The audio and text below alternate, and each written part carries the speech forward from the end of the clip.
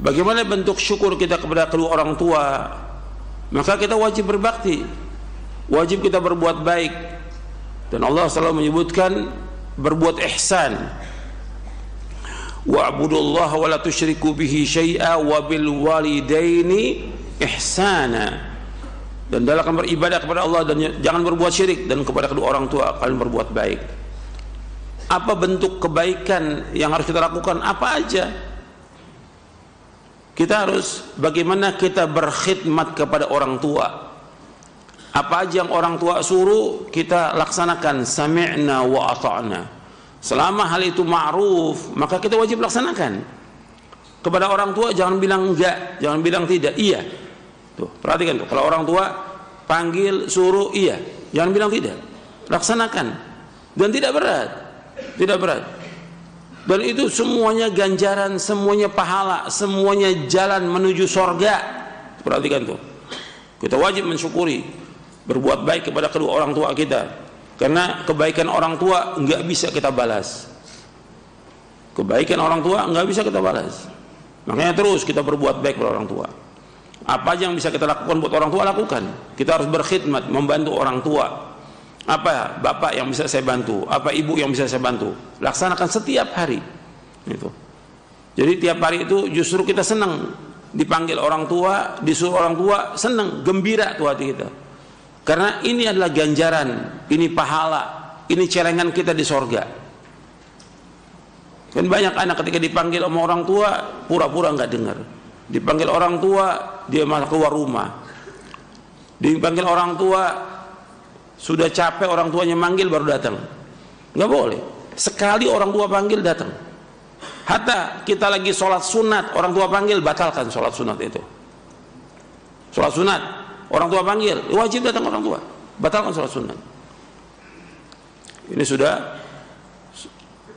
sudah dibahas dalam syarah Riyadhus Shalihin ya, berkaitan dengan kisahnya Juraij gitu. Jadi harus kita berusaha bagaimana kita mentaati orang tua, berbakti pada orang tua, berbuat baik pada orang tua, menyenangkan hati orang tua, membuat dia gembira, jangan membuat dia sedih, jangan dia membuat dia susah, jangan membuat marah orang tua, jangan. Bagaimana orang tua itu ridho pada kita? Karena Nabi bersabda SAW, ridallahu fi ridal walid wa sakhatullah fi sakhatil walid. Ridho Allah tergantung ridhonya orang tua, dan murkanya Allah tergantung murkanya orang tua. Jangan lelah, jangan letih, karena orang tua kita nggak pernah lelah dan letih mengurus kita, mendidik kita sejak kita masih kecil. Perhatikan tuh, karena durhaka pada orang tua, kesulitan, kesusahan, kecelakaan, dan juga anak yang durhaka tidak masuk surga. Anak yang durhaka tidak masuk surga.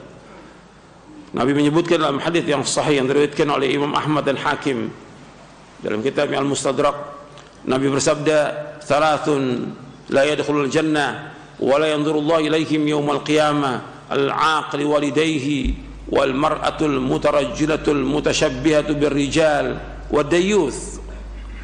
Kata Nabi SAW, ada 3 golongan yang tidak masuk surga dan Allah tidak akan melihat mereka pada hari kiamat. Yang pertama, al-aqli walidayhi, anak yang durhaka kepada kedua orang tuanya.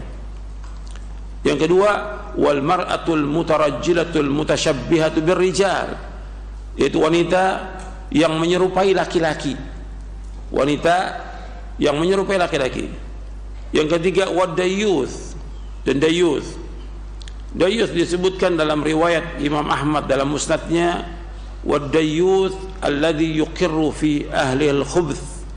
Dayyuth itu adalah orang atau kepala rumah tangga yang membiarkan adanya kejelekan dalam rumah tangganya. Itu dayyuth. Nabi menyebutkan 3. Hadis ini disahihkan oleh Syekh Al-Albani dalam bukunya Jilbab Al-Mar'atil Muslimah. Jadi Nabi menyebutkan ada 3 golongan yang tidak masuk surga. Yang pertama yaitu anak yang durhaka kepada orang tua. Jadi jangan durhaka pada orang tua, jangan melawan, jangan membantah, jangan menengking, jangan menghardik orang tua, jangan marah kepada orang tua, jangan. Ada banyak anak-anak yang kalau disuruh malah marah, kadang-kadang cemberut sama orang tua, jangan. Sama teman nggak cemberut, sama orang tua cemberut. Mesti senyum sama orang tua. Disuruh apa aja sami'na wa ata'na. Jangan durhaka pada orang tua. Durhaka pasti celaka. Anak yang durhaka pasti celaka, pasti udah celaka itu. Jadi hati-hati itu.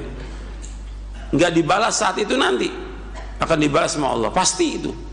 Ketika anak itu celaka, ya ketika anak itu durhaka.